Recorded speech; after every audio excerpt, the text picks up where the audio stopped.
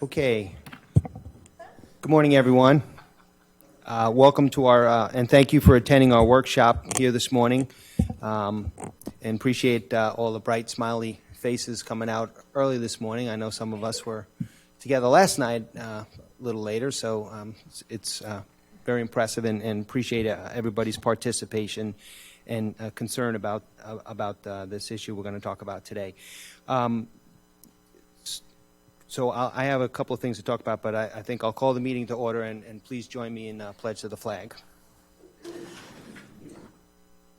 Pledge allegiance to the flag of the United States of America and to the republic for which it stands, one nation, under God, indivisible, with liberty and justice for all.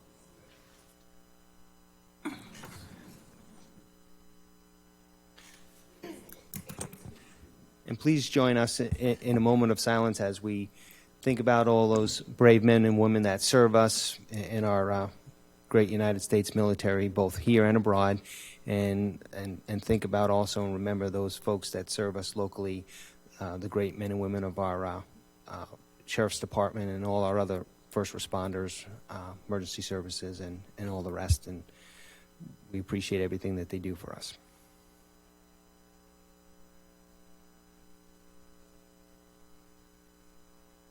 Okay, thank you. Couple things with respect to the meeting this morning. Normally, we do not live broadcast workshops because we typically have them in the Emergency Operations Center, and we don't have the equipment over there. But this meeting is being live broadcast this morning, so you are on the air. Just know that.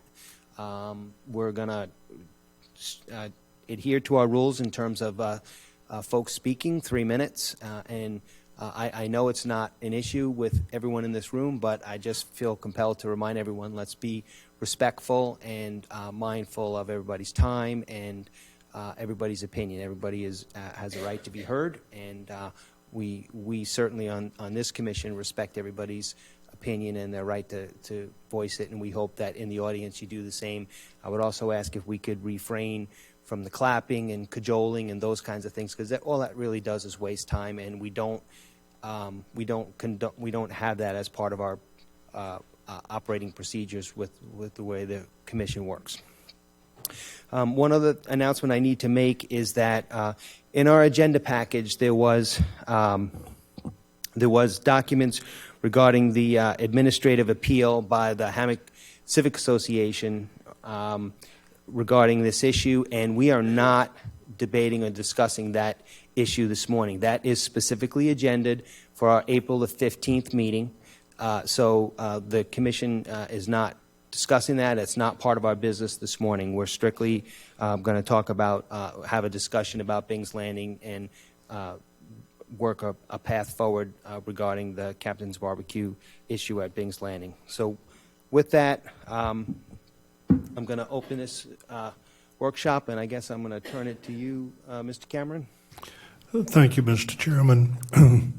Staff has spent a good bit of time into this presentation in an effort to give you some clear choices and to answer as many questions as possible in the presentation.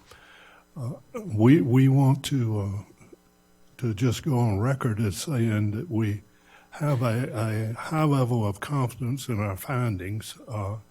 We also have a high level of confidence in assumptions where there were no clear findings, but the preponderance of evidence led you in a certain direction. Where there's ambiguity, we did note that. We have supplied all of our findings to the community, and we hope that gives us a clearer focus this morning. And with that, I'm going to ask our Director of General Services to make the presentation, and hopefully you will have enough information to make a public policy decision on this. Good morning, Ms. Petito. Good morning. Heidi Petito, General Services Director. We're just going to go through this real quick here. Today, we're here to talk about location discussion for Captain's Barbecue. Just to provide an overview or summary, this is a follow-up to the board's direction to staff from the January 7th workshop to further assess certain options related to the location of Captain's Barbecue. At that time, the consensus of the board at the workshop was for staff to further evaluate options 1 and 4. 1 being the repair or the rebuild of the current facility, and option 4 was to construct a new building southwest of the present location, closer to the Intercoastal Waterway. As a review of these options, the plans are subject to review by the Technical Review Committee. The board selection does not entail a determination of consistency or compliance with the comp plan or the land development code. So this workshop and special meeting is not subject to your typical quasi-judicial standards for land use decisions. The board selection is needed, however, for the rest of the process to proceed with Captain's Barbecue and county staff. Any further design will have to go in front of a public hearing at a later date before the planning board. And any new lease negotiated would require final approval from the board, and that would be brought back at a later time to discuss terms and conditions. First option we're going to talk about is the repair and rebuild of the existing facility. This current building was built in the 1950s. It predates any building codes at that time. It's not built to withstand stormwater runoff, wind loads, and resilience to storm flooding from the intercoastal. Over the last few years, we have had impacts with Hurricane Matthew and Hurricane Irma, where we saw flooding inside that restaurant. A portion of the foundation is below surrounding ground level. At the time the county acquired the property, there was no value given to this building or facility at the time, and that was due primarily to its age and condition of the building. So they did not assess a value to that. It was repaired with some minor improvements when it was acquired by the county, and over the last several years, we've been making consistent repairs over time. Matter of fact, since we had the January 7th workshop, county staff has been in there on 2 different occasions repairing additional flooring and flooring structures related to the kitchen area. When we were out there, we also discovered additional repairs that are going to be necessary for the bathroom area of that facility. The facility was thoroughly evaluated by my assistant director, Mike Dixon. He is a licensed general contractor in the state of Florida, and also Mark Boyce, which is the county's chief building official. Both of these individuals oversee many capital projects and many of your county facilities. Cost of repairs at that time, based on their evaluation, was that the repairs necessary to the building is going to exceed that 50% mark, which would then render the building having to be brought up to your current code and meet the increased wind speed requirements in that area. The cost estimate for the repair and rebuild of the facility, having to basically rebuild the existing or that structure, is going to be upwards of $480,000. And I've got another slide to go over some other expenses related to that. That would just be for the construction of the existing. This would also necessitate an interruption of the business services currently being conducted at Captain's Barbecue, and we estimate that interruption to be about 9 months. Option 2, which was previously known as option 4 at the board workshop, was to construct a new facility closer to the intercoastal. This site has less impact to the viewshed of the waterway.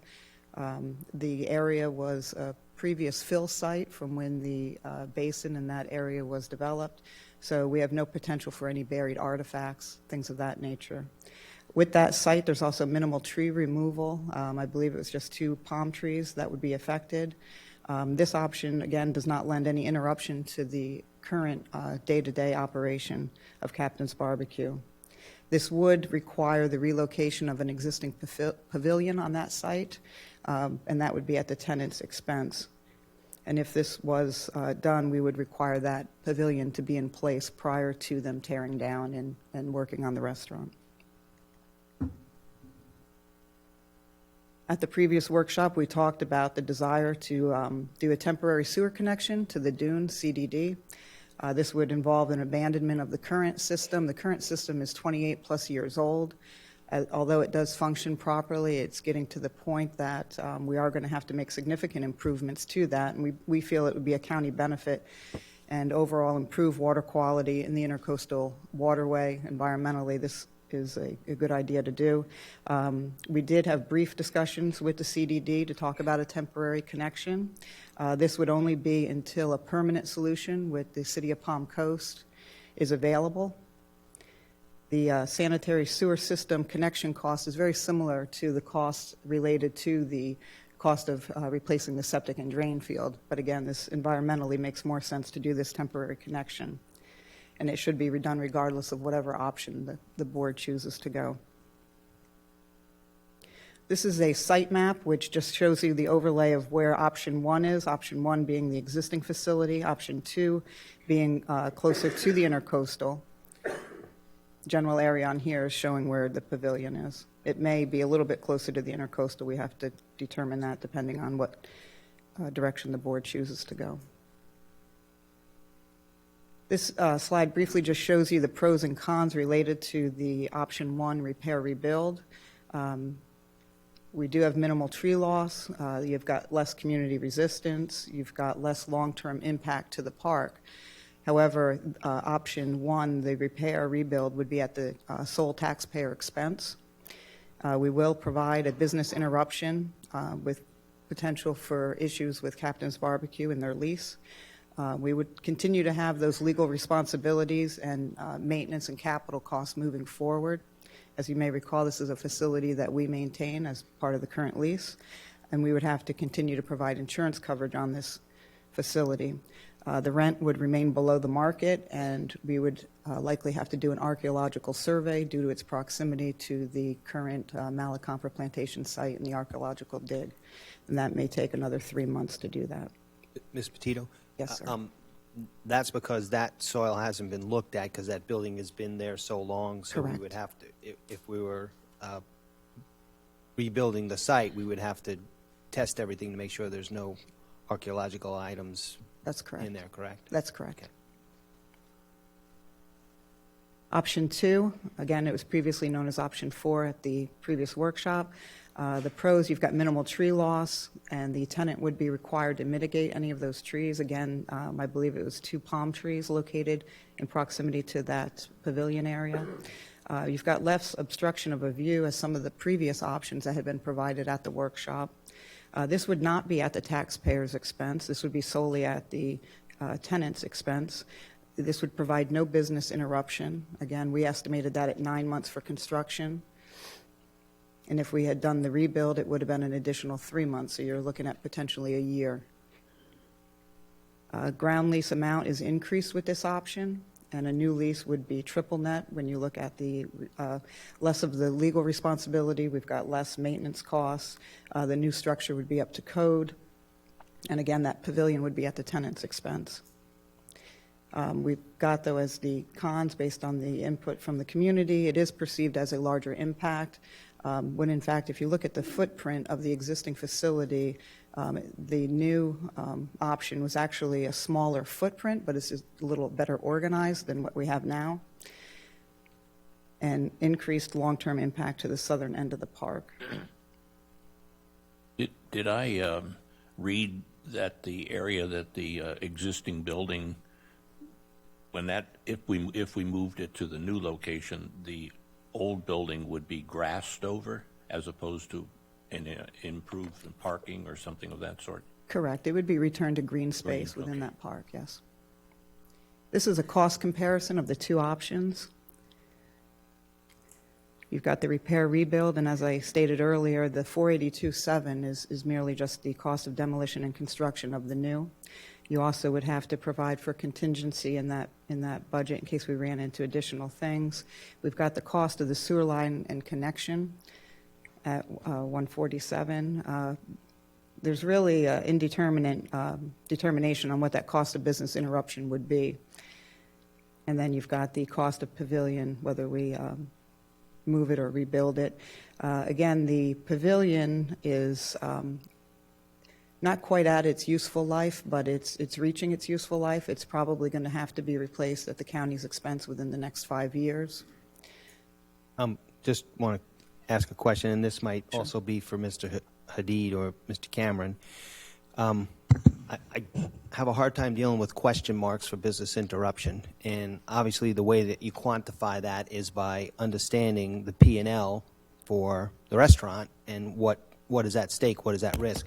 Are we, have we requested those numbers? Are we trying to understand what that number is? Yes, sir. I will defer to the county attorney on the technical aspects, but we have done some outreach to try to ascertain those. And Mr. Hadid, if you have any further illumination on that.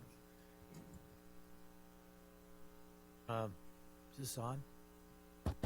Okay.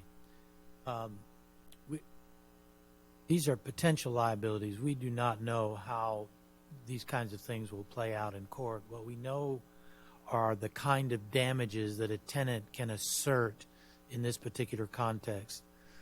The amount of damages, even if they were to give us P&L statements, really would not be ascertainable because it would involve projections by an expert over that period of time that the business was interrupted, or if there were more consequences from the board's actions such that they could claim a termination of the lease.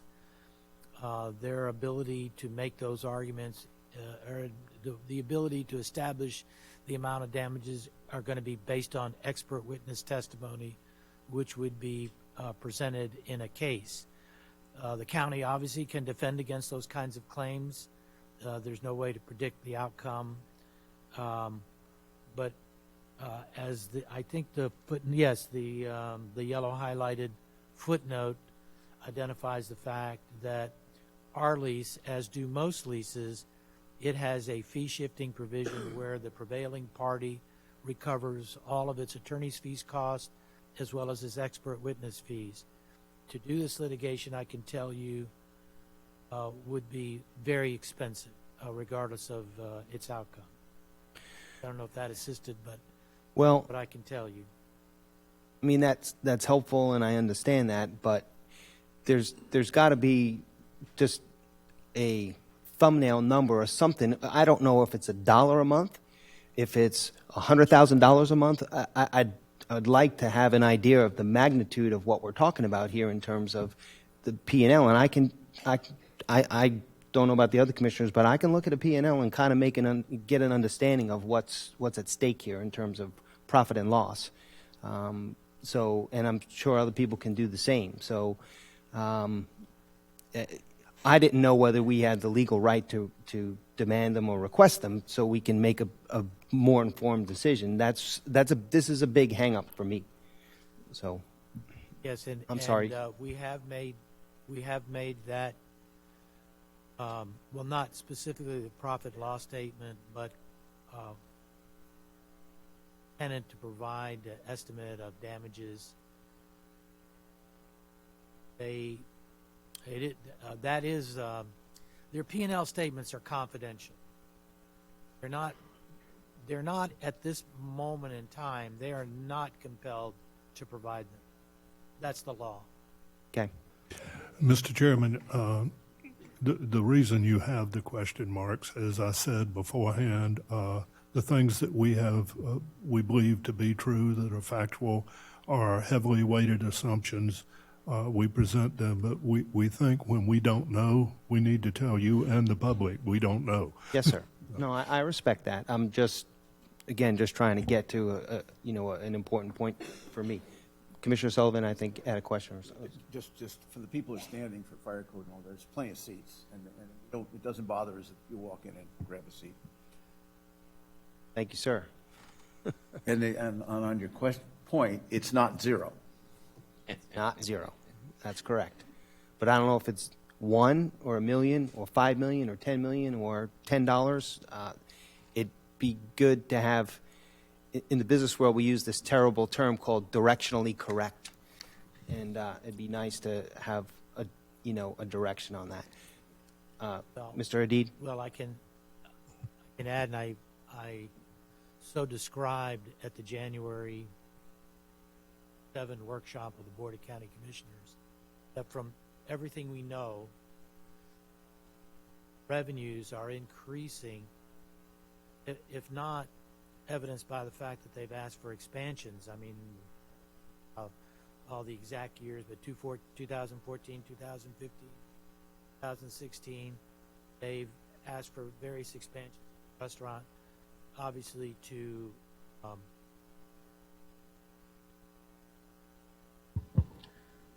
okay. Whoa. Okay. See, where was I? I think it's fair to say that there's an upward trajectory in their revenues, as evidenced by what we observe, the volume of people, the amendments that they've requested in the lease. That would indicate, that they are doing well. Yeah, I don't disagree with that. It's great. It's a great place to go eat, and they're growing their business. They're good. They're good operators. No question about that. Sorry. No problem. So looking at the cost to rebuild, again, this expense would be on the tenant, not the county. The cost of construction is estimated at $1 million. The sewer line connection cost remains the same, but borne by the tenant, and then the cost to rebuild the pavilion.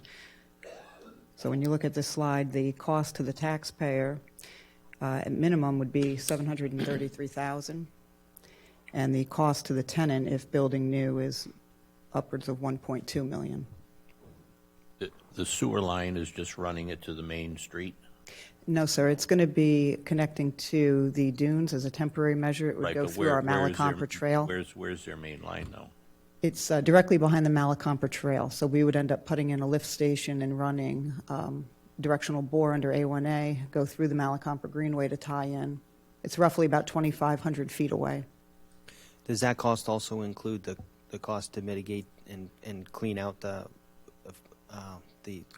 septic system that's there now? It does. It's part of the demolition or construction cost. We've got recommendations. If option one is approved, the repair of the existing structure, we're asking for you to authorize staff to proceed with the repairs and authorize staff to pursue that temporary connection of the sanitary sewer to the dunes. And of course, we would bring that back for the board's review and approval. Recommendations for option two. If option two is selected, this would be the relocation or construction of a new Captain's Barbecue. We would ask for a relocation of the pavilion and to restore that present site to green space.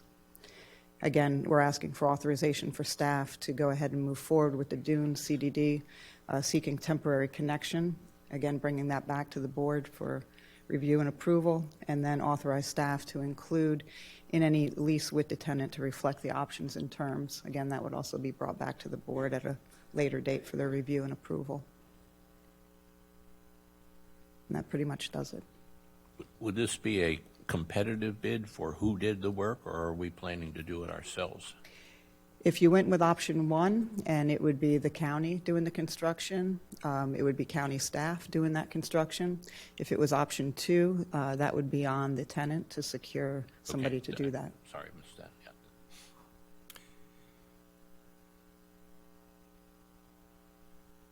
Other questions, commissioners?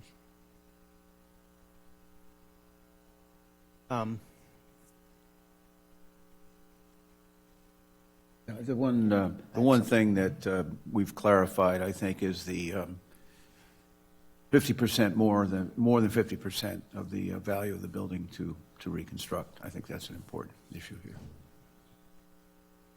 With the current state of the building as it is, if we decided to do nothing right now and keep it at status quo, what happens?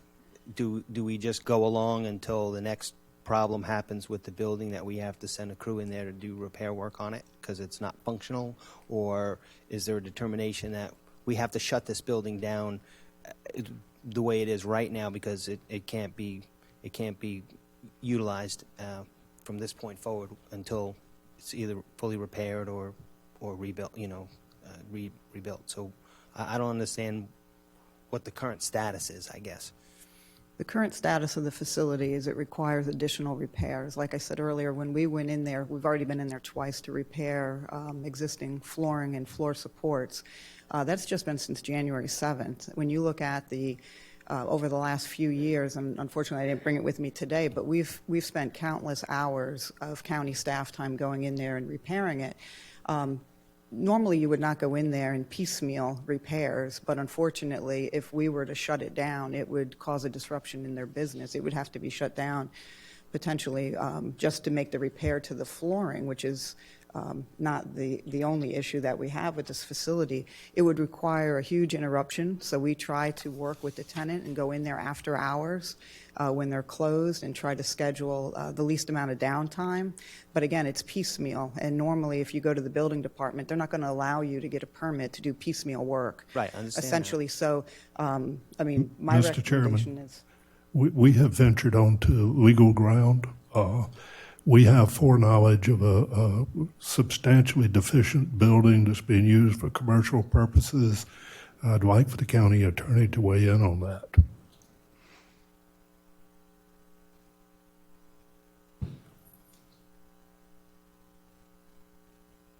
Okay, there we go. Whoa. Yes, we've been dealing with the problems in the building over a period of time, and they've progressively deteriorated. At least that is my understanding of the facts, the numerous repairs. We knew that we have a challenged building at some point in time. We are the owner of that structure, and we have an obligation to provide a structure that can be used for its intended purpose, which in this case is to serve the public. And as you know, there have been some incidents, a toilet falling through the floor, examination of the floor joists and the other structural elements show very substantial deterioration. And I think you've had an engineer's report.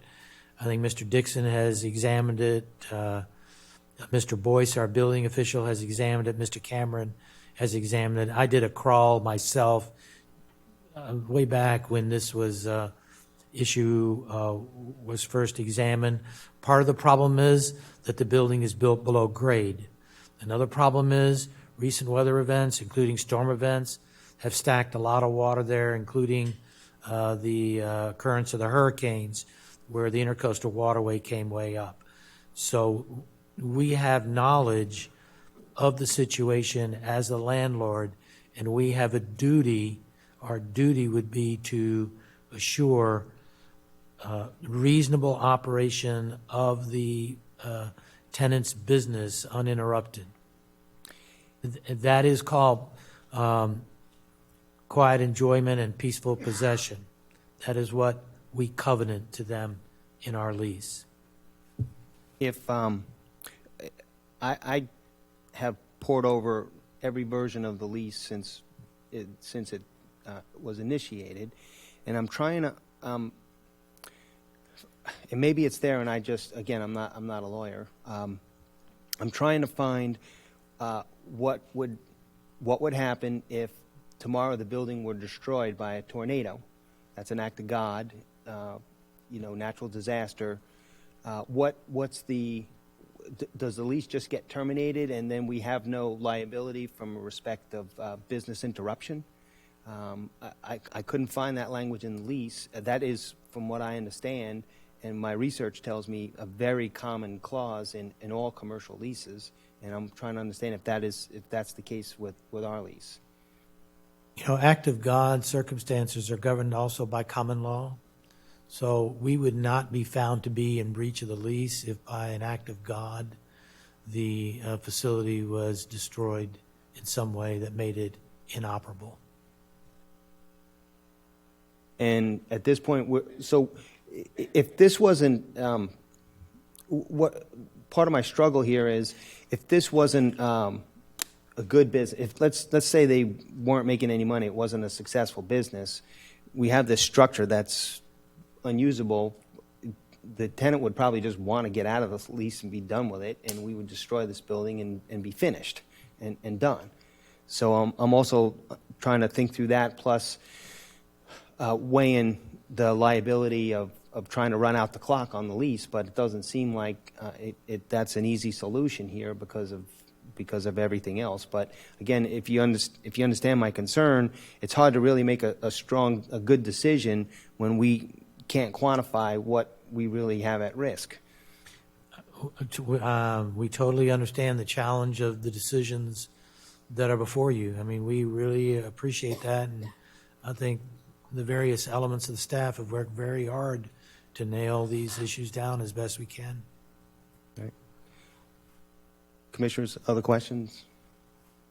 Not to get too technical, but to me, it seemed as if it's the lack of a foundation, the lack of being off the ground, et cetera. I guess the intent would have to be to move it up and to put something under there, but I thought I read something that there's a problem of then drilling down in to what might be artifacts or et cetera area. In other words, we've got to bring it up a little bit off the ground. You have a large portion of the building that is below grade, Yes. so the only way to fix that is to basically tear it out and rebuild it. That's what the determination was made by the building official and Right, but the we're going general to rebuild it contractor. at a higher, Correct. It would be on a different type of system. It would require an archaeological dig. Whether we went back with pilings or we went back with a stem wall, it would be a determination made down the road. once they opened it up. Commissioner, under existing codes, if it's over 50%, you have to bring it to code, and that would include elevations. Okay. So it would have to be brought to proper elevations under the code. Okay, And so that's the importance of that yes, 50%. and Okay. we would have to, because we're going to be digging for new foundations, we would have to do the archaeological review because we know it's in an archaeologically sensitive area. Well, we wouldn't want to keep it at the same height. We'd have the same problem 20 years from now then. Yeah. Mr. Chairman. Sir. Ms. Petito, if we were to go to option 2, do we have some degree of confidence that we can maintain the old building long enough to build a new building with the patchwork type stuff you're doing now? We would have to go in there and continue to do what we're doing now, just to make it through that process of rebuilding anew. Do you have confidence we can do that? We could. So we're basically in reactive mode as something gets identified, we have to go in there and repair it. Correct.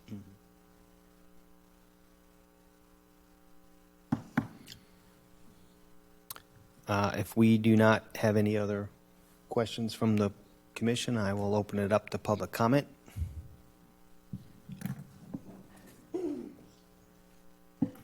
Good morning, members of the commission, staff, and folks in the audience.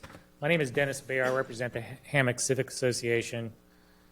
Point of order, I thought that we would have more than 3 minutes since I do represent a party. I talked to both Mr. Livingston and Mr. Hadid before today, and I don't think that was going to be an issue. I have two basic issues that I'd like to discuss, and we do have a series of speakers on particular items. We've asked people not to repeat themselves, but I do think for the two issues that I'm going to address, I'm going to need a little bit more than 3 minutes, so I would request your indulgence on that issue. The first issue I'd like to talk about is the history of the environmentally sensitive lands. How much time, sir? You know, I've got about 2 pages of outlines. I could probably take 4 or 5 minutes. Again, I'm not going to go into, I'll condense it a little bit from what I was going to talk about, but Do we have consensus? We okay with that? I don't want to. Okay, 5 minutes. thank you. And again, you know, we've talked about this as an issue today that I think you're going to be establishing significant public policy, so I would hope that you wouldn't rush the discussion and rush the dialogue. Basically, back in the 1980s, at the time that Bing's was purchased, the Hammock area was the epicenter of growth issues in this county. The Hammock Dunes development had just been approved. Voters supported the environmentally sensitive lands program. At the time, we had hoped to use the money to buy the Princess Place.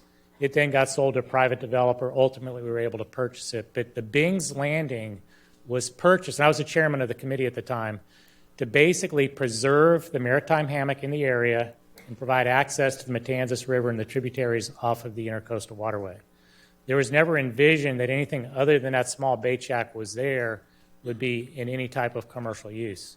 And I think that's significant because at the time, and then if you fast forward to 2011, the commission at that time was that this is to be an ancillary use. This is to remain small in scope. I think Commissioner Revel's comments were not one tree should be removed in order to facilitate the development of what was to be a bait shop and a lunch takeout facility.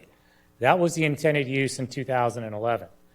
Now our concern is that it's going to be going from an ancillary use that serves the park to the primary purpose of the park. Expanding it to 150 seats is well beyond the scope of what was there when the property was purchased, and it's well beyond the scope of what the original commission vote was in 2011. And what we keep seeing is this incremental additions. And if you look at the building, and I'll get into the contract issue because I think a lot of your decision and a lot of the information from staff is based more upon fear of liability than what is best in the public's interest. We do have a slide. And this shows what was used to purchase taxpayers' dollars, $3.23 million to purchase this property. And the votes, the referenda for the land acquisition program, the second vote had 76% of the voters in approval for it. When the first vote was done in the late 80s, we had 60% of the voters, and at the time, it included pretty much all of the county, West Side, retirees in Palm Coast, as well as the residents of the rest of the county. So it's been a very popular program. And again, the goal, and if you read what was proposed and what's on the county's website today for Bing's Landing, it mentions the 8-acre park is located in a maritime Oak Hammock. The park houses a state-of-the-art boat launch, fishing pier, picnic and playground facilities, and archaeological dig of the Malacomper Plantation. That's what the park is supposed to be. That's what the taxpayers' dollars were used to purchase. And so that's why our concern is that if you go to the 150-seat restaurant, if you go to a higher building that you'll see as opposed to what you have right now, it is going to have a significant impact, contrary to the public interest, on the park. And this is completely different than Bull Creek. When we purchased Bull Creek, it had a restaurant on it. And from what we're hearing today, so Bull Creek flooded during the storms as well. Is it now the county's responsibility to provide business interruption for a commercial operation? I don't think so. I mean, I flooded in my building. My tenants had to close down. My tenants have business interruption insurance. That's what a reasonably prudent investor that gets a building that was built back in the 1950s in a flood-prone area would take that risk. And to offset that risk, it shouldn't be the county's responsibility. That's where you have insurance. You know, my house flooded. I had to rebuild it as well. It was a tremendous expense, but I didn't make somebody else pay my bill because I decided to purchase property that was on the Intercoastal Waterway. The other issue we have with 150 seats is the issue of liquor liability. That you're going to be able to get a liquor license at a much reduced price on a county park. Right now, if you camp at Princess Place, you can't have a beer in your possession, but you're saying that in a county park that they could open a liquor bar. Back when I was defending boating under the influence cases, the game and fish officers would sit by the county boat ramps and wait for the boaters to come in to see who was impaired. Well, now they can see who's coming in and going out if they're going to be able to consume liquor at a county facility. And I think that's just a dangerous precedent. On the issue about liability, I litigate commercial lease issues, and I've litigated a fair number of them since the hurricanes as far as business interruption and things of that sort. One of the first things you look at is the assumption of the risk. You take a building that's built below the floodplain, it's not the building standards, then you add on to it. And notice that the additions that were done since 2011 were not in compliance with the flood elevations at that time. They didn't raise them up in anticipation of the flood. So again, they expanded a non-conforming use. There's got to be some risk to the person that makes that investment under the circumstances. There's never been any guarantee of getting more seats. Again, 150 seats is well beyond an ancillary use of the park. There's no guarantee that, and here I think the reference was an act of nature, the force majeure is what they usually term into contracts, that the tenant takes subject to those acts of nature that occur from time to time. The other issue that comes up in a contract, two other defenses that the county would have, one is unclean hands.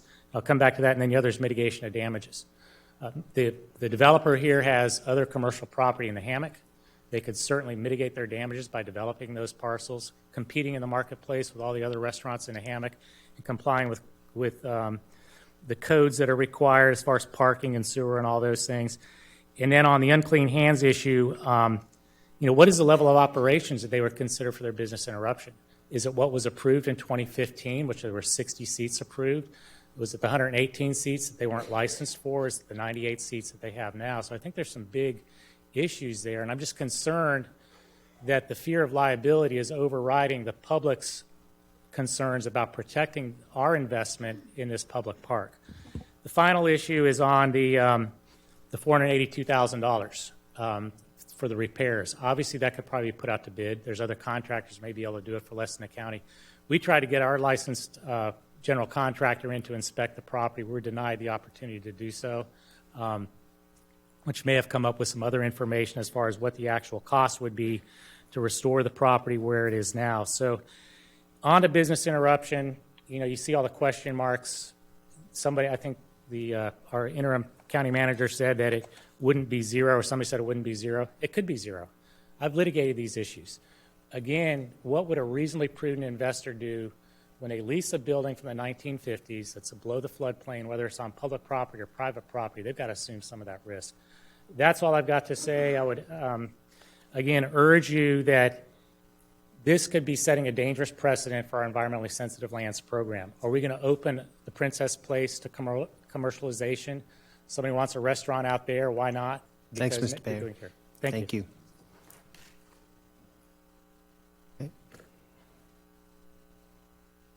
Good morning. Morning.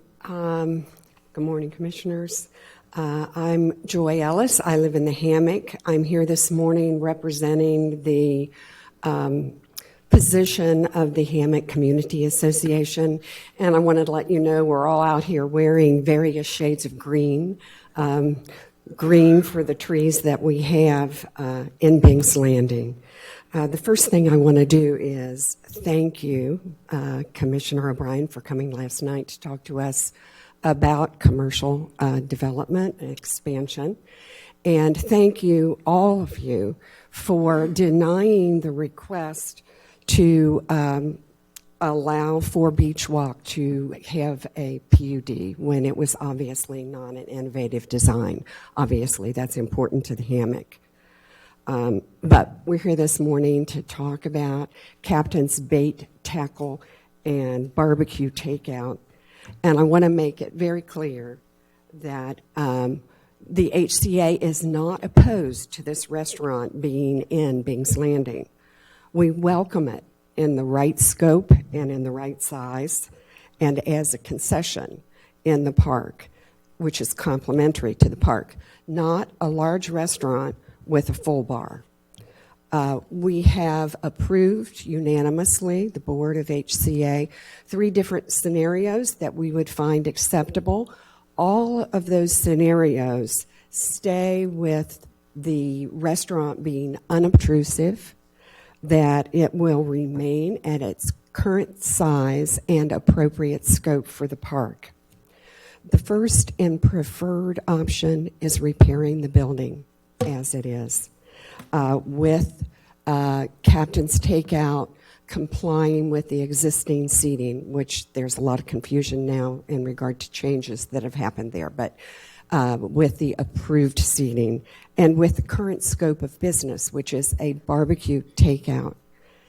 If that is not possible, then our second option is that the county build the building on the existing location, again, with the approved seating and the current scope of the restaurant. If that is not possible, our third option is to have the county rebuild the building on the location close to where the current South Pavilion is. Again, with maintaining the appropriate size and seating. Bing's Landing is a valuable resource. to all of Flagler County and our visitors, in particular to those of us who live in the Hammock who view it as a town square where we meet with our families, our friends, and our associations, including the HCA. The expansion action was begun by the previous administration, and it was a flawed process. I hope that you will correct that process and restore the faith that we have in you. Please protect Bing's Landing from expansion. Thank you. Thank you, Ms. Ellis. Next speaker, please. Good morning. Good morning. Wanda Christie. I live in the Hammock. We are here today discussing whether or not to let Captain's build a new restaurant in our park. 8 a.m. Wednesday morning, most people have to work and are not able to attend to voice their concerns and opposition. This project has been filled with rushed decisions from the beginning. Why? As we heard earlier today, there are still many unanswered questions, and as to whether or not the condition of the building is actually damaged by the storms and therefore an act of God. Both Captains and the county claim they have been struggling with the condition of this building for 5 years. Yet Captains renewed their option to extend their lease a year and a half early in August of 2016. The current lease now runs until 2026, 7 years from now. If the current building does not last the term of the lease, there are ways for the county to meet their obligation to Captains without a new 5,200 square foot building. There are significant costs associated with this proposal, and the county has scarce resources to spend their time and money on. Yet again, here we are at a last-minute special meeting scheduled to take action on this issue.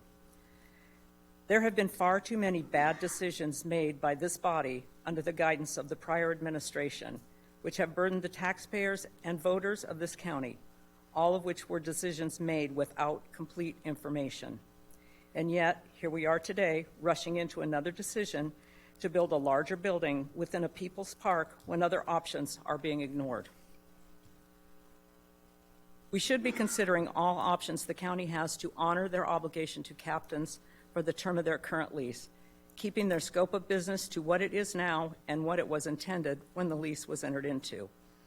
Important things to consider are, does this really fit in with the intention of the park? Is it a complement to the park? Or is it taking over the park that people bought and paid for to give a private business prime waterfront location at a mere pittance of rent?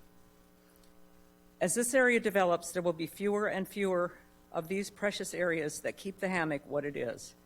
And setting precedents like this is dangerous and not with good intentions for the residents, the taxpayers, voters, or visitors. It will further open the door for the county to do the same in other parks. This is a concession in our park. Leave it that way. Let the leases run the term and let Captains realize their dream of a full-service sit-down restaurant in an appropriate place at their own expense, not in our park, not at our expense. Please consider the past mistakes made by rush-to-judgment decisions from this body. You have a chance to change that.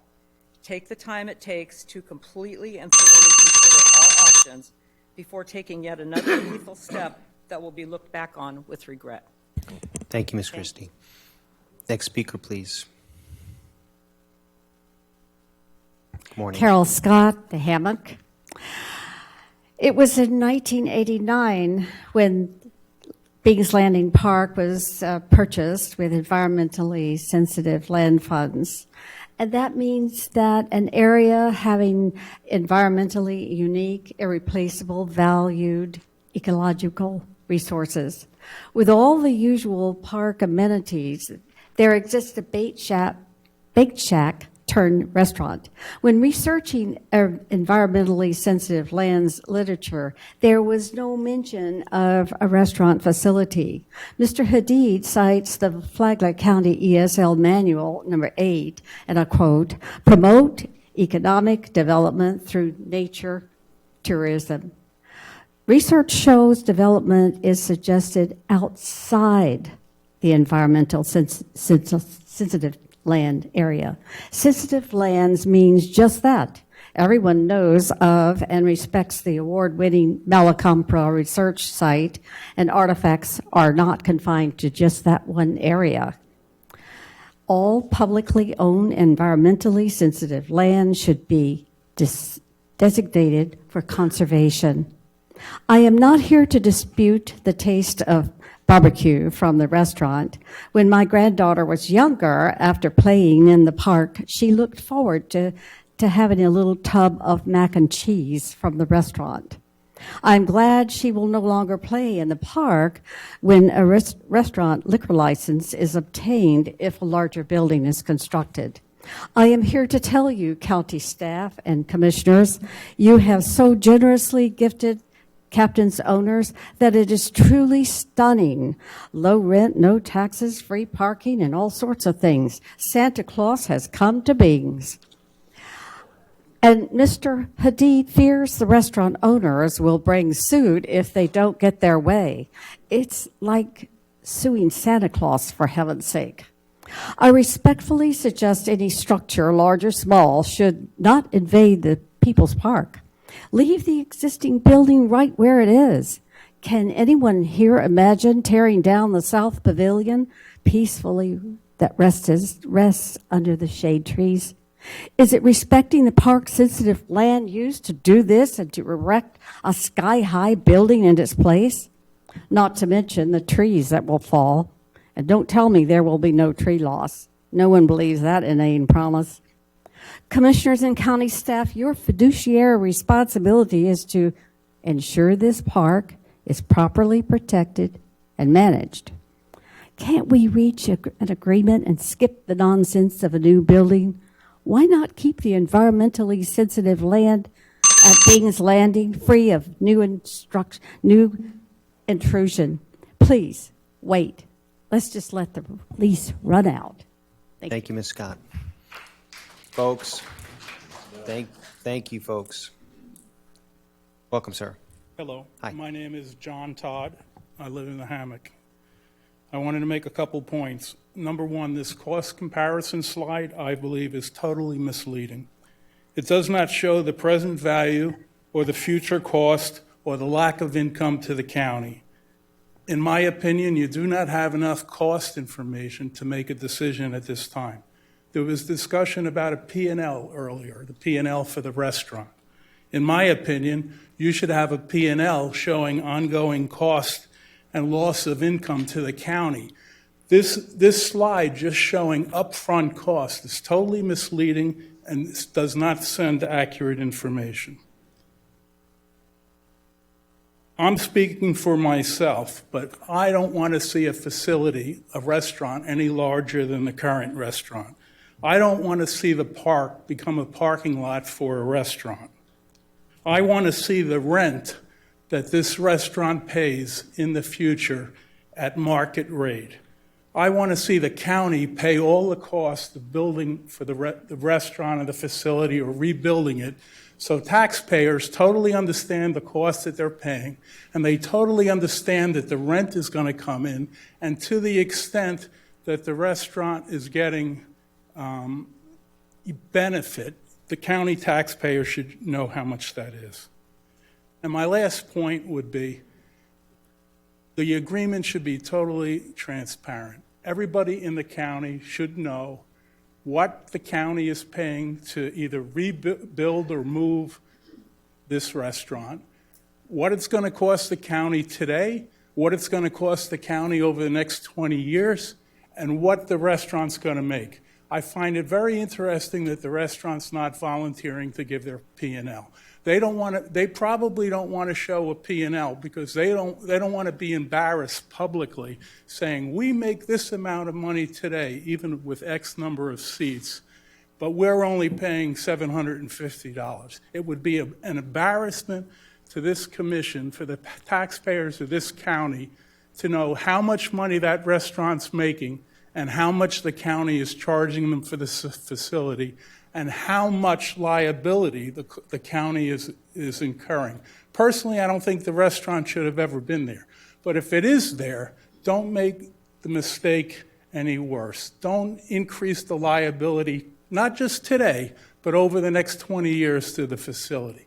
And get the cost information ongoing. The P&L question you asked about the restaurant is directly applicable to what's the P&L to the county for this facility, either rebuild or enhancement over the next 20 years. Thank you, sir. Thank you, sir. Next speaker, please. Indulge me to put the presentation back on, Julie. Can you do that? Thank you. Before we start the clock. Dennis, please talk into the mic so we can. I'm sorry. My name is Dennis Clark. I'm from the Hammock, and I'm a testament to having a hard time to find a green shirt.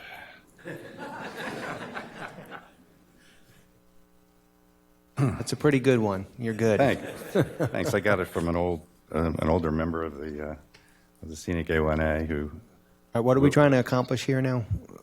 With you looking for something in presentation? I'm trying to get to 16. I'm not sure how this works, though. Is that the presentation? No. I'm going to talk about costs, but while we're waiting, I wouldn't be here today if we didn't have 1,600 citizens who signed these petitions and more who's signing every day. I just got another one this morning, another sheet. They identify with their taxpayer-funded park and are concerned that it will become degraded by the desire for more commercial enterprise. We're still waiting. We're still trying to get this up. Well, while you're doing that, I'll just launch into it then. I'm going to talk about costs. What about the costs and who will pay? For wastewater, a verbal estimate from Jason Burns. Can you get a 16? Oh boy. A verbal estimate from Jason Burns of Massey Construction is closer to $2 million, which includes burying 3,000 feet of pipe, at least one lift station, the cost of plan, remember, you got to plan it, design it, health and safety, traffic maintenance, dewatering, environmental protection, construction survey, and permitting. Other estimates are even higher. This is purely for the restaurant. The park's 520 gallons a day does not require a sewer connection. For parking, the restaurant currently requires 43 parking spaces, and the proposed building would require 55. That's all of the available parking. So now you're forced to put parking in the South Addition, and to prevent a traffic nightmare on A1A, you need to build 2 vehicle bridges from the main lot. Then the Land Development Code requires 10 or more spaces to be paved. I think you're looking at $250,000. And destroying the South Addition. The stormwater design and permitting was also not shown in these cost estimates, and weren't in any of the plans, but could be very costly. How much fill is needed to get the building up to grade? How much are the additional boat docks for the expanded restaurant and bar? Looking at net cost to the county over 26 years, the numbers quickly go negative with a new building unless all the above costs are borne by the tenant. Quoting Commissioner Holland from the first captain's lease approval, she also felt the rent was too low for the waterfront property being utilized by boaters and residents, voiced her concerns about protecting the county's park systems and natural views, and did not want any addition to take away from the park. Wanted to make sure they would protect what was there. That's directly from the minutes. My feeling is echoed by many others that if this trend continues, we will be looking to move elsewhere. The problem is there are so few places like this. That's why it's important to protect what we already have and treasure whenever we can. Folks come here to see the unique natural beauty of the Hammock, and based on that, many of them moved here. So thank you for your time. Thank you, Mr. Clark. Next speaker, please. Good morning, sir. Morning. I'm Steve Hatcher. I live in the Hammock. I have some questions about the situation analysis report by Mr. Cameron.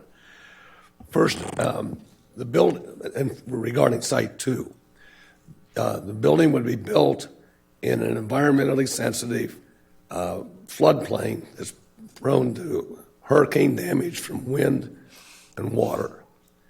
And the rescinded lease gave the responsibility for designing and constructing the building to the tenant.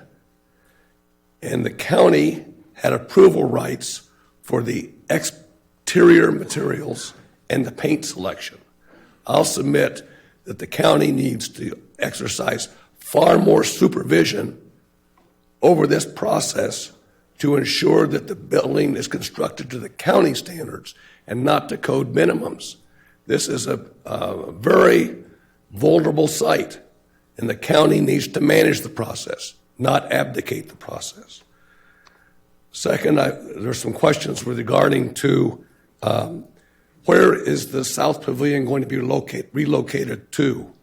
It's silent. Mr. Cameron described adverse impacts to the south parcel. What are those adverse impacts? And third, who will bear the cost of installing additional parking spaces, and where will the parking spaces be located? I'd like to get answers to those questions. Thank you. Thank you, Mr. Hatcher. Next speaker, please. Good morning. Good morning. My name is Toni Wallace. I reside in Flagler Beach. I'm a retired archaeologist. I worked at the Malacompra site in 2006 to stabilize and maintain the foundations that were discovered there. You have one of the most significant historic archaeological sites in the state of Florida, and I think the best interpreted. And I was very proud of the elected officials from the county and the staff who had the foresight to do the research to find out how significant Malacompra was and to apply to the state for grant funds to do the archaeological work that was necessary to determine the significance and to stabilize the foundations for 2 buildings and a coquina well that was there, and to hire a firm to do the most significant archaeological interpretation that I've seen in the state. So I commend you all for that. The reason that this site is so significant is that, as you probably already know, and thanks to Mr. Hadid, who did the early research, this was the site of Joseph Hernandez, one of his 3, maybe 4 plantations in Flagler County. He also had Buena Vista and Washington Oaks, St. Joseph in Palm Coast, and Malacompra, which was his residence. The building actually was occupied earlier by another significant family in Flagler County, the DuPont family. He purchased it later and expanded it and turned it into a very successful plantation. So it's a very significant site. And I'm, as I said, very proud that it's been preserved and so beautifully interpreted. So my position is that I would be against any expansion of the restaurant that would in any way significantly impact this wonderful resource and asset that you have in Flagler County. You would undoubtedly have to do additional archaeological research if you do continue to expand the restaurant or move it. And in early maps, we did in fact discover that there are other foundations of buildings that are associated with Malacompra, which you might encounter. There was an ark of slave cabins that we know existed that have not been found. So again, I would certainly ask you not to approve any expansion of this restaurant that would impact this wonderful resource, archaeological resource that you have in Flagler County. And thank you very much for preserving it.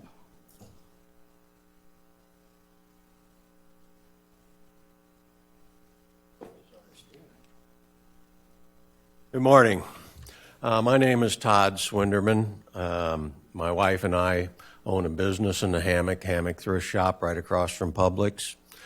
And we also have rental property there. I want to talk about why the business community sees this as preferential treatment and subsidizing a private business in the Hammock. We've already talked about the rents significantly below market value. We've talked about no property taxes being paid. And the expansions have all been done as minor modifications. And believe me, having gone through the process, I'd love to have my next expansion called a minor modification. The whole process has been less than transparent. That's why we're here, isn't it? lack of transparency. In the previous workshop, the chamber got up and said they supported this, but I haven't seen any documentation showing a business need for this or the effects on the other businesses in the hammock. If you allow more seating, they won't necessarily come. There's a finite number of diners. The other restaurants are going to have to adjust, either lower their prices or cut back the hours of their workers to spread the same business over the larger number of seats. According to Captain's own website, there's never any waiting there, so it's already overbuilt. There's nine other places to get food in the hammock. There's 4 other places to get bait. There's 4 other bars, and there's 2 other places that sell beer and wine. So there is no business need for this expansion. Captain's taken advantage of the county at every step of the way. They've explored every loophole. They've fostered friendships with staff to expand over 300% over this period of time. And during that, they haven't complied with all the terms of the lease. They've had inspections that have turned out bad. And as a landlord, I wonder why you put up with that.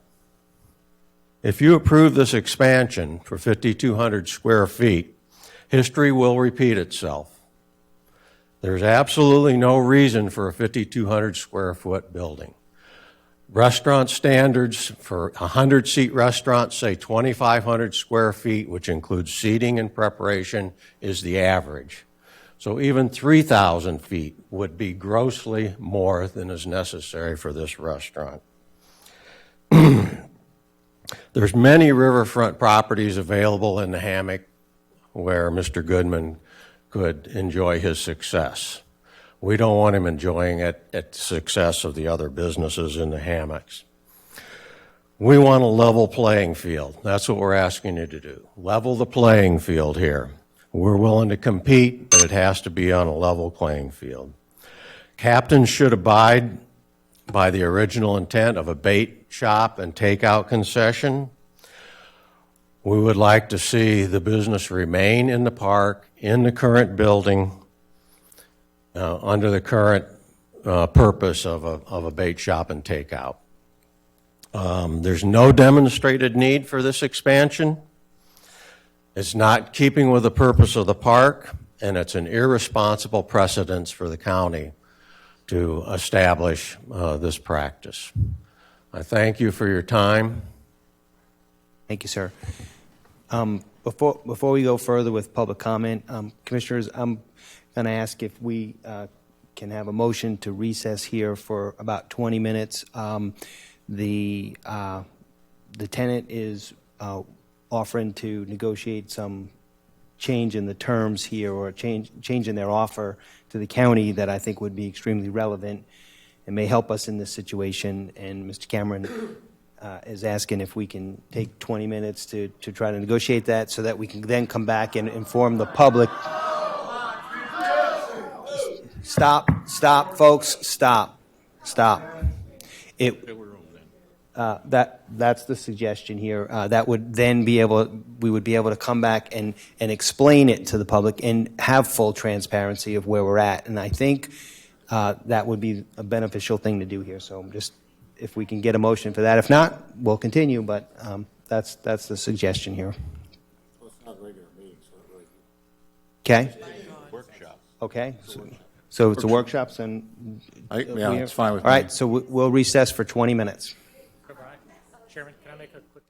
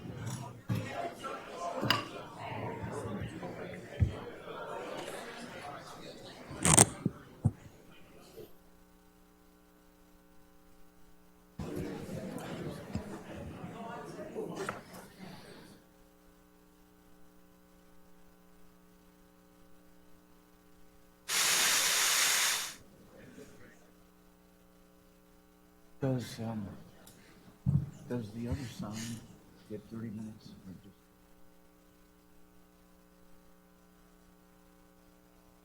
Yeah, we didn't say 30 minutes. Okay. So we have second. Okay. Thank you, folks. We're going to reconvene this workshop. And to clarify, there was a possibility of a change to some of the decision or the offers here, and we wanted to have a discussion with that. And Mr. Cameron, any update or details you want to provide? Yes, Mr. Chairman. Just to explain exactly what occurred, this is a workshop, and it's designed to work through issues.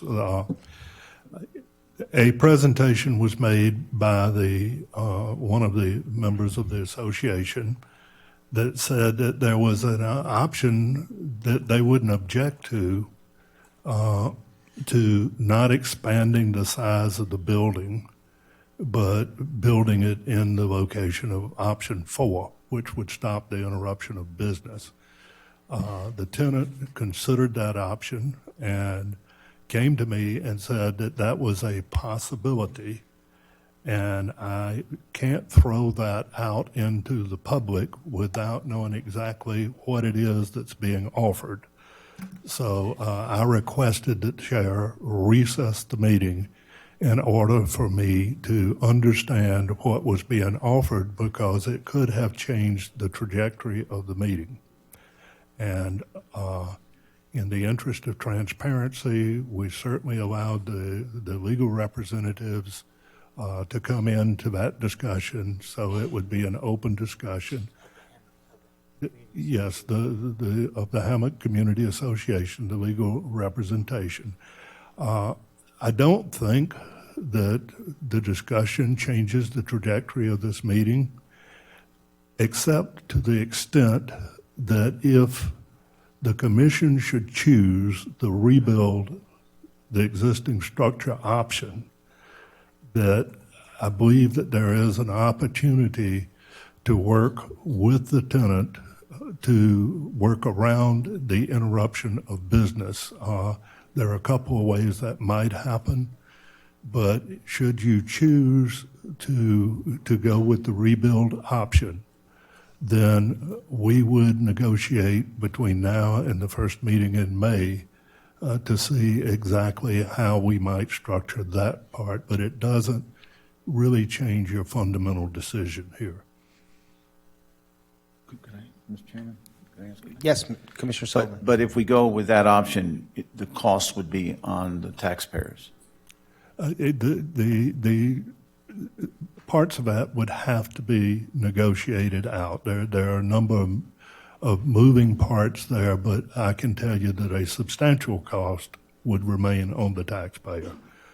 We may be able to mitigate it to some degree through negotiations, but for that reason, I don't believe that changes the trajectory of this workshop, because at the end of this workshop, you're going to direct staff to pursue a certain course, and I'm just putting it out there in public that if you choose to do the rebuild option, that there is a possibility of mitigating some of the concerns about business interruption through discussions with the tenant.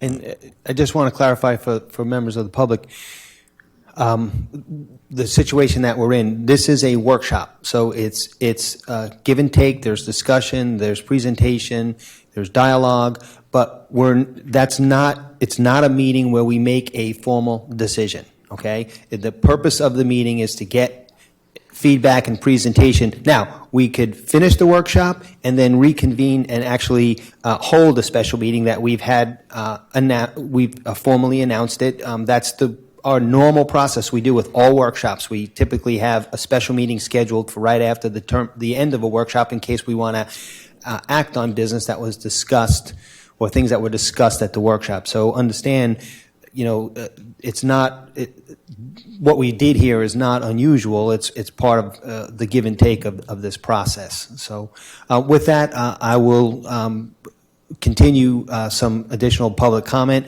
I will tell you, we have a hard stop time at 10 o'clock. So, anyone else that wants to come forward, we'll do that, but we're going to need to have time to finish up our discussions before 10 o'clock. So, anybody else from the public wish to comment? Randy Odom, I live in the Hammock. I also am trying to open a business in the Hammock. I'm going to echo some of what... That mic should be on. Is it on? Okay, Yep, now it's on. So Randy Odom, I live in the Hammock, and I also am trying to start a little business in the Hammock. The green is for Save Bings. The green is also for fair business practices and to try and address the unfairness, part of what Todd was talking about. I don't understand how this project has gotten to this point right here without going through the same due process that everybody else has to go through. Billy O'Neill had to go through it. Todd has to go through it. Everybody's had to go through it. And that is a 40-page document that's been approved by the different technical review groups, which requires you to justify your plans, your design, your layout, your parking, your septic. How you're going to do all that stuff has to be documented, and it has to be approved by the county. This seems to me to be like a Trojan horse that came in here. And in that Trojan horse, what they did was they didn't talk about the number of seats. That just came up through conversation. They didn't talk about how large it was going to be comparable size. Well, that comparable size has grown 3 times, and every time, as they were talking about, is incremental. I'd love to have that option just to grow incrementally within the original agreement 3 times without having to ever come forward and address it or get anything approved. You don't allow anybody else to take that stance.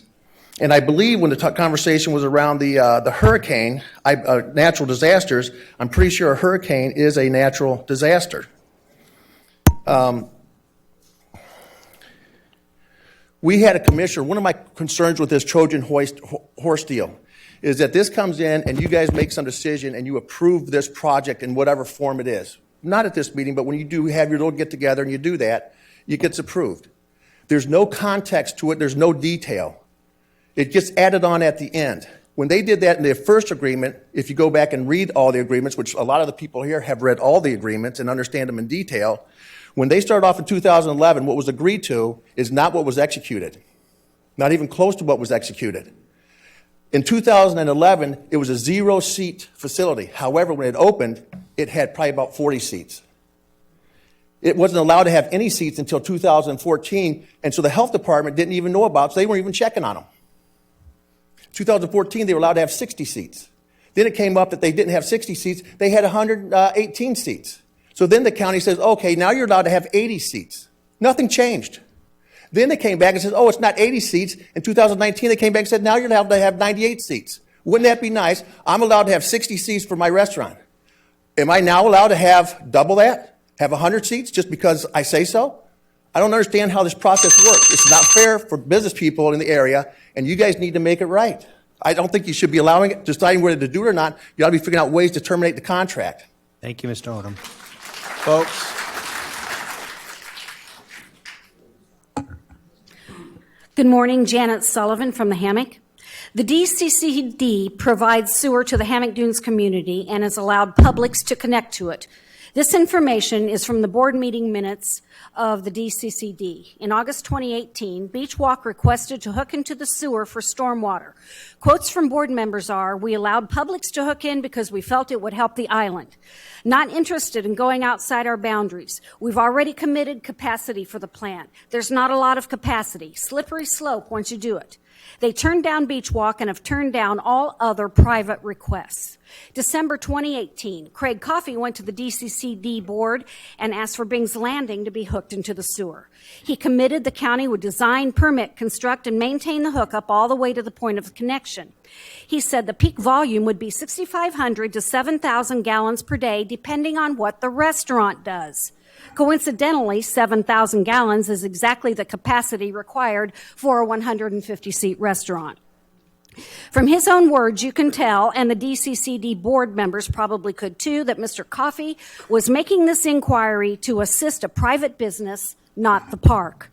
Board members said, not saying yes, want to listen and will take this under advisement. Not excited about the idea of us being labeled as being in support of a new restaurant. I'd like the captain's decision to play out so we know what we're responding to, and we don't want to get involved in that decision. They tabled the decision pending on the captain's issue and result. DCCD has had no contact with anyone from the county since Mr. Coffey went to the board meeting in December of 2018. They have not approved the hookup, have not assisted with an estimate, have not assessed the county's estimate for reasonableness. Staff has stated it will cost only $147,000 for all aspects of the hookup. I think this estimate is very suspect. The DCCD made clear they don't want to hook up to private business, so the county administrator intervened on Captain's behalf. In addition to offering a stunning location, running interference for Captain's hookup is just one more way of confirming to other business owners and the residents of the county that you're willing to provide and even facilitate preferential opportunities to one private business. Aspects of this project, which Mr. Coffey started, will continue to haunt you. If I were you, I would want to get out from underneath this as soon as possible and separate yourselves from any questionable activity and do whatever it takes to be seen to be fair for all. Whatever option you choose, please limit the seats to the amount the current septic can accommodate. Thank you. Thank you. Folks. Good morning. Jay Livingston. I'm the attorney for Captain's Barbecue. I know that we have limited time, so I'm not going to hit everything, but I do want to make sure the commission is aware that, and I think that you are, that this whole process originally started when Captain's approached Mr. Coffey about the building's problems several years ago, and because of the concern about finances and money, Captain's volunteered to build the building. That obviously has turned into a much bigger problem now, but that was the original intent, was to replace the facility because of the problems, because of the costs involved. That's where we got to the 150 seats, because of the need to recoup those expenses, and I'll leave it at that. But that was the original purpose for the discussion. How it was handled internally, the lack of transparency. Not only did nobody in this room have any control over that, but Mr. Coffey's now gone. We're now here trying to find solutions, and I think that we need to focus on those. A couple of things. First, a couple of things about the leases is that the original lease was approved for on-site and off-site consumption. So this concept of takeout is a mischaracterization of the original approval. Every single lease amendment was before this board and was approved before being signed, so it did not happen in the shadows. And I think that's really important to understand.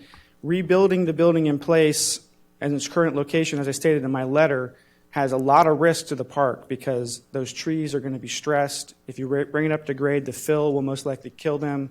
There's a tree that was behind City Hall that was at Palm Coast that they tried to save that died, a big, beautiful oak tree.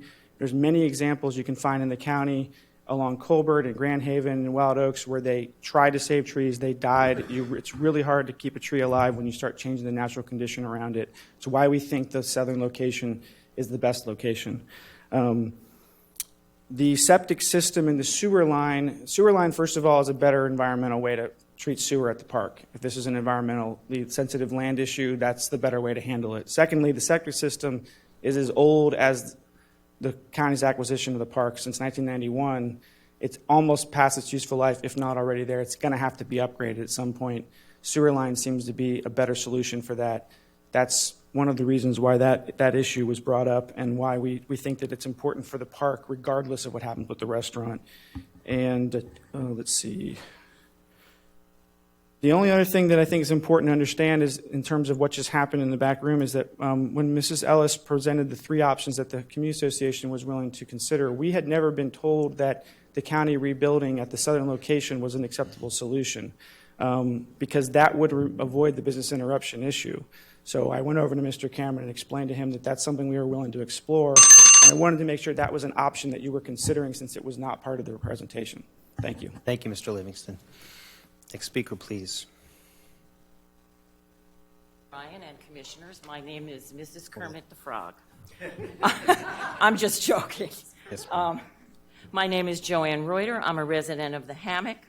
And I first want to say I am not a Florida lawyer, and I'm not offering you legal advice. What I am offering is my perspective and an application of what I have heard the law to be to the facts you have heard, based on a lens of 35-plus years as a corporate officer, public and private general counsel to publicly traded $2 billion corporations. It was said the other day, a deal is a deal, and that is absolutely true. A deal is a deal. But the deal here was the rental of a building permitted for a 60-seat single-serve restaurant.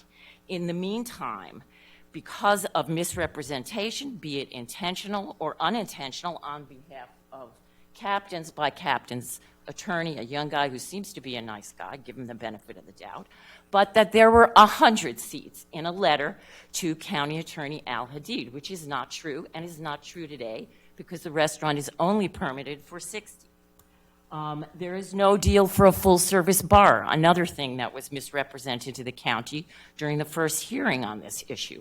It was said, no, we have no plans for a bar, but it was in the papers, and it certainly appears to be what the intent is. Barbecue Council has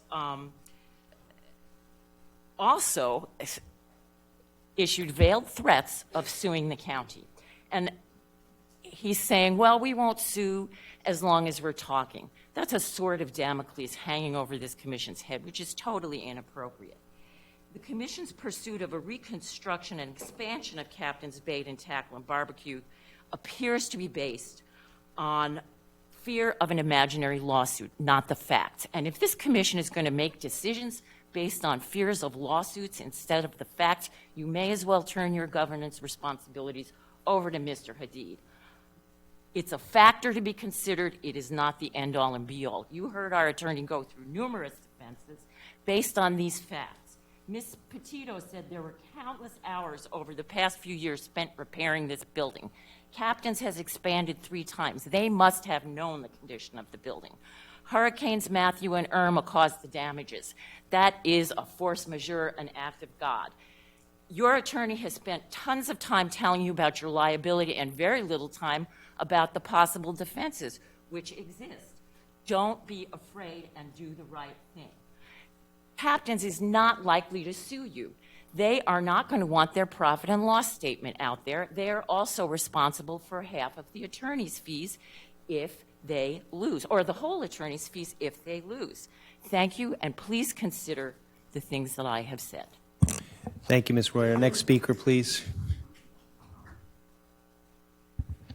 Steve Morgan, resident of the Hammock. Thank you for the opportunity to address the commissioners. I wanted to just say 3 things briefly. Number one, I think you had a very clear and cogent presentation by your own staff at the beginning of this meeting. And when you look at the options that were presented, when you look at the financials, I think it's very obvious that the difference between a tenant spending over $1 million to solve the situation versus the county spending its own money is a significant difference. Number 2, from an environmental perspective, ask yourself this question as you deliberate. Which is better, to have the existing building that we have right now, which is leaching into the ground where toilets are falling into the floor, or to have a new building that's going to be constructed to modern standards? And thirdly, I'm hearing a lot about a sweetheart deal for Captain's. And I would simply ask you that if you had $1 million and you were to invest that money and you were to return, say, 6% per year, after a period of time, you'd still have $1 million, but you'd also be making $60,000 a year. If you built $1 million building and handed it over to the county with the title, and you got a $3,000 benefit versus what your normal lease would be, you would lose your $1 million and you'd be gaining $36,000 a year. So this is not a sweetheart deal for Captain's. It's a deal because they believe in their business. They believe in their ability to be successful going forward. Thank you for consideration. Thank you, sir. But before we finish up here, whoever's in line there, that's it for our speakers this morning. We got to cut it off because we're going to go past our hard time as it is. So we appreciate it, but that's going to be it. So. My name is Celia Buglisi, and I don't live in the Hammock, but I'm a taxpayer of Flagler County. As a matter of fact, we pay double the county that we pay our city in taxes in our ad valorem a year, when the city gives us 75% of our services. Anyway, because of this reason, I have a question. Why is the tenant willing to pay $1.2 million to get a new building, but is not willing to pay to repair the existing building? Anyway, they early renewed their lease, so they knew that their building was not good, but now they want us to pay for the new building, or build a new one. Now, regarding the building of a new one, I see a temporary sewer connection. I have read around that the county plans some extension of sewer pipes from the Hammock Dunes to Bing's Landing for $8 million. Is that because of this restaurant? Very costly to us, the taxpayers. One other question is, I've been an owner for 20-something years of a storefront shop, and I had to have insurance for my business, totally flat, you name it, hurricane. And my landlord was named as the second beneficiary. How come is that the county has this kind of deals with Captain Barbecue that we even have to pay for their insurance? So I am asking the county to have this Captain Barbecue sitting where he is right now, have the building repaired for themselves, because they did renew a lease early and they knew what they were getting into. And also, furthermore, we need to get a market value lease for their businesses. I mean, it was a very good idea about the P&L for them to be disclosed, as well as how much has been costing us this Captain Barbecue to all of us taxpayers in this county. I'm asking you to be conservative with the way we spend the taxes. That's everything, and I hope somebody else can get in here. Anyway, I'm asking you again, we bought this park for our preservation for our citizens, for our children, and that's the way it should remain. And I don't have anything against Captain Barbecue remaining where it is, repairing the building on themselves, and paying the proper market lease that they should be paying. Thank you very much. Thank you, Ms. Puglisi. Next speaker, please. Good morning. Thank you for this workshop and an opening up for discussion. I appreciate that. As I'm walking up, Please identify yourself. Sorry. I'm Stephanie Lazat, and I'm a homeowner in Hammock. And as I'm walking up, I feel a little attacked. Someone, when I was walking up, is just cursing at me because they're opposed to what I'm going to say here in the building. So I just wanted to start off with, it's not an easy thing to do to stand up for yourself and what you believe in. Most of the opposition I've heard are feelings of loss, opposition to change. Those that oppose feel they are losing a little piece of paradise and don't want anyone else to infringe. Well, my company has brought 100 families to this area since 2011. And I want those families moving to our wonderful county to have nice places to eat and shop. I'm not selfish, and I care about sharing the incredible benefits Flagler has to offer for the expansion of Captain's Barbecue. Thank you. Thank you. Next speaker, please.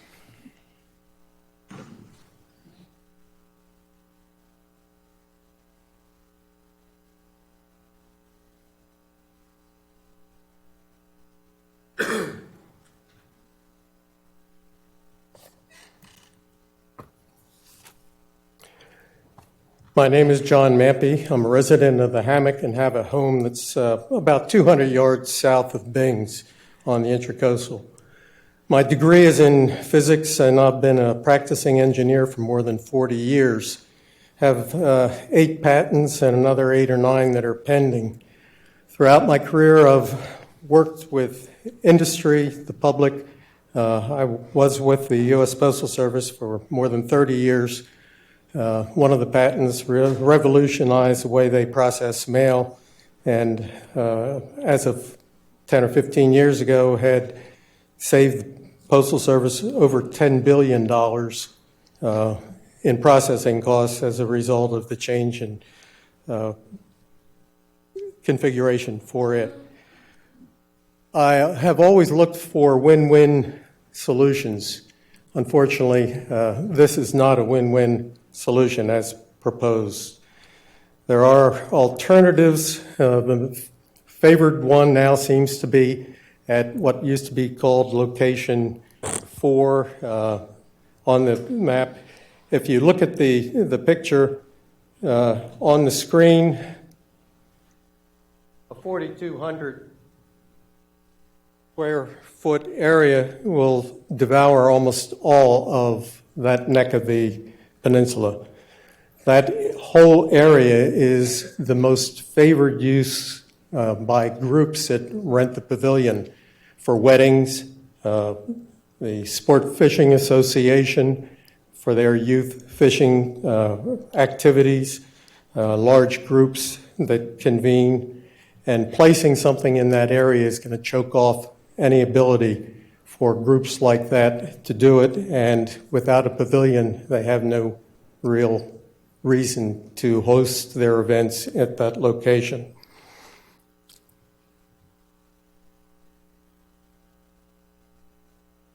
This picture depicts the level at which the floor would be based upon the floodplain requirements.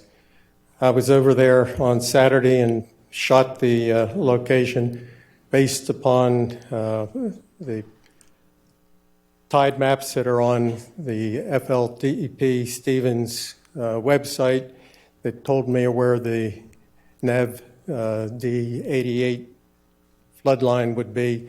So I may be off by 3 or 4 inches, but basically that's how high this restaurant would have to be located.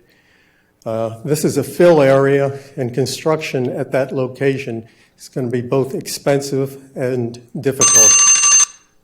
In addition, the construction equipment coming in is going to impact the existing building and any restaurant usage during the construction phase. So if you think it's not going to impact it, that should offset the liability concerns because there's already implied major impact to that restaurant. Thank you, Mr. Mappy. Thank you. Next speaker, please. My name is Rick Krause. I'm a resident of the Hammock in Flagler County. I just wanted to, I wanted to read a quote from that Mike Goodwin said to the Daytona News Examiner. They, I guess meaning the residents of the Hammock, they don't understand the entire process. We've tried to educate them. Some people don't want to talk to us because there's no reasoning with them. Now that quote was made after that first fiasco of a hearing where... Mr. Krause, a little closer to the mic, please, sir. That quote was made after that first fiasco of a hearing when they tried to get the new building passed. And anyone that believes that Captain's is not receiving preferential treatment is, I think they're wrong. I mean, the county, how much money has the county spent doing research for Captain's? They've already broken their lease 3 times. They could have probably, no disrespect to Mr. Hadid, but when Captain's broke their lease, they probably could have ended the lease and this whole thing would be done. And the Hammock's going to continue to grow. It's a shame. I used to enjoy having barbecue there, and it's a shame that greed got in the way of it because, you know, they are making money there and they want to make more money, and that's all there is to it. And the county is spending a lot of time on this issue that could be spent better, I think. Anyway. Thank you, Mr. Krause. Next speaker, please. Good morning. My name is Barbara Murphy, and I live at 29 Cherokee Avenue. I'm Thank you all for listening to us and listening to our concerns. My main concern this morning was when I saw the agenda that it seemed to be a choice between two options. One was rebuild, tear down and rebuild, and the other one was to build a new building in another area of the park. I think we can't lose sight of the fact that regardless, if there is a rebuild in another area of the park, we are in fact violating the environmental, the ESL manual, which is a part of the Flagler Code. So that's my opinion anyway, regardless of, because it seems to, well, if you read it, it's 102 pages long, but it is incorporated into the code. It was incorporated in 2010, and it was presented earlier, so I won't go into that. But there's a third option, and I've heard it sort of mentioned, which is not do anything. Let the lease expire. The lease expires either in 2021 or 2026. I would argue that it expires in 2021, in a couple of years. The reason I would say this is because when Captain's exercised the extension of the lease, at that time in 2016, they were in violation of the lease as it stood. They were in violation because they were not complying with local law as they're required to do under Section 12 of the lease. They had represented that they had 100 seats in the restaurant. It was stated in the Amendment 2 that they had 100 seats.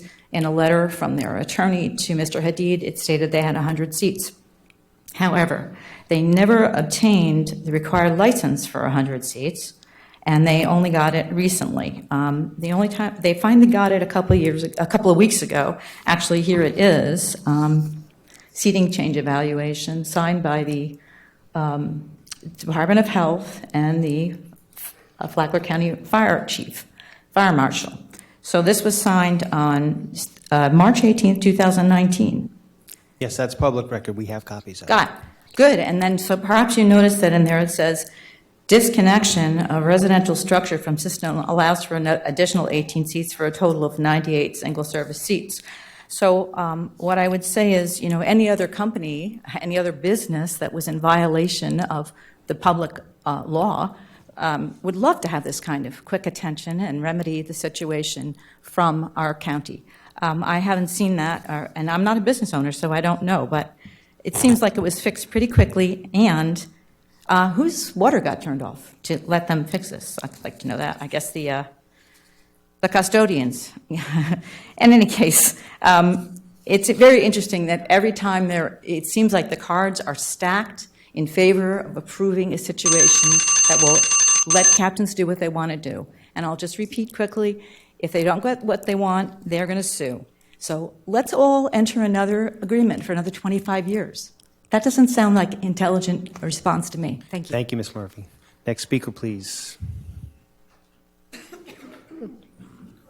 Morning, Commissioners. My name is Donald Hoskins. I think Commissioner O'Brien had a presentation last night on economic development in this county. My name is Donald Hoskins and reside in the Hammock. Members of my family have resided here since 1954, where the area was semi-tropical except for a few homes and businesses from the city of Marineland to Flagler Beach. When I first arrived with my family, we drove through what is now Washington Oaks State Park, under a canopy of overhanging trees, and when we drove down the little path to our home, it was through Spanish-covered oak trees, which are see very little of these days. Being very young then, I did not think too much about land preservation or views from parks, but here we are today and try to resolve this problem. Flagler County is, I think, in a very enviable position. It is one of the few, if not the only county on the east coast of Florida that has such a vast array of oceanfront parks and highways that provide a spectacular view of the Atlantic Ocean, along with many other parks in the county and others in the city of Palm Coast. You're here today trying to make a decision on different proposals. One of these constructions is projects I read about. Only two make sense to me: reconstructed and placed or build a new one in the large pavilion area. I would further reconstruction in the present location with modern technological capabilities today's modular construction is a very viable option. It is to be at the pavilion area would encourage off-site storage of construction material and the use of low-pressure tire vehicles to transport these items to the construction site. One other option is to look at the possibility of maintaining the building and letting the lease expire and not renew it. Thank you. Thank you, Mr. Hoskins. Okay, we're going to close public comment, and I'll bring it back to the board here in terms of how we want to proceed forward. Is there consensus on wanting to take specific action on the options that were outlined to us, or we want to have more dialogue, or what's the consensus here? Commissioner Sullivan? Well, I'll go first, but I'm just speaking for myself. Number one, I'm not willing to spend $733,000 on the park and Biggs Landing. So option one, as it's presented, is not a possibility for me because I also worry about how much taxes the taxpayers have to pay. And I don't see that we've got an extra $733,000 available right now with the other option, with the other problems we have going on in the county. So of the two options, I would be more in favor of option two, which is called option two now. However, given everything that's been said and the interruption we had, I feel there still is too much indecision to go forward with any final decisions today. Commissioner? Yeah, I agree. We're not ready to make a decision today, but I agree with Commissioner Sullivan. I think option one's off the table. It's just too expensive. We can't afford that. So I would think that we should reach a consensus on what to do next, and I think where we need to go next is to take option two and put it on paper, all the costs, all the agreements, everything in a format that they can come back to us that we can read, look at, and vote on. We're certainly not ready to vote today on this. Okay. And I would agree with that also, that I'm not ready to vote on one of the particular options, but I think we do need to have a little more information on option number two. So for my part, I think we do have liability here. I just don't know what it is for some of the things that that I brought up. And my first instinct would be to try to negotiate out the lease and let it run its course and be done. But unfortunately, stop, folks, you can't do that, please. But I just don't see that as being realistic, and we cannot go back to status quo ante as much as people might want that. That's just not going to happen. That's not the environment that we're in. So if that can't happen, I don't know that there isn't another option, the lowest cost option to the taxpayers than some derivation of option two. But I would be inclined to have this building be like, kind, and quality, the exact same size and scope that it is today, but new. If we can get to that, and I do agree with you all, commissioners, that I don't see us making that decision today. But if that's the direction that we can give to Mr. Cameron to move forward, then I would support that. I support that as well. I think we need to give direction to the staff to nail this down and what it actually is going to be, and what size it's going to be, and agreement from the owner, and then let us look at it. But I would like to see again no increase in the size, the seating size. I would like to see if there's a possibility of that lease being triple net, and I would want to make sure that we're not on the hook for any termination of the septic system and hookup. I think that needs to be part of the deal. So again, that's my thoughts.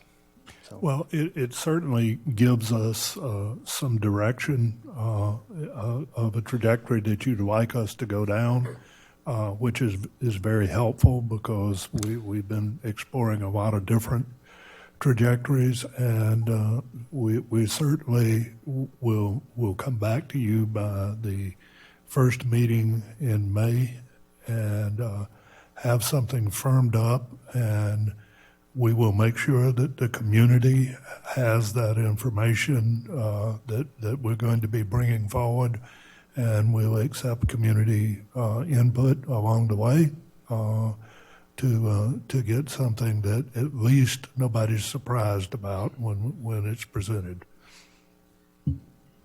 Anything else, Commissioners? Nope. I move that we adjourn. Okay, we have a motion Second. to adjourn. We're adjourned. Thank you.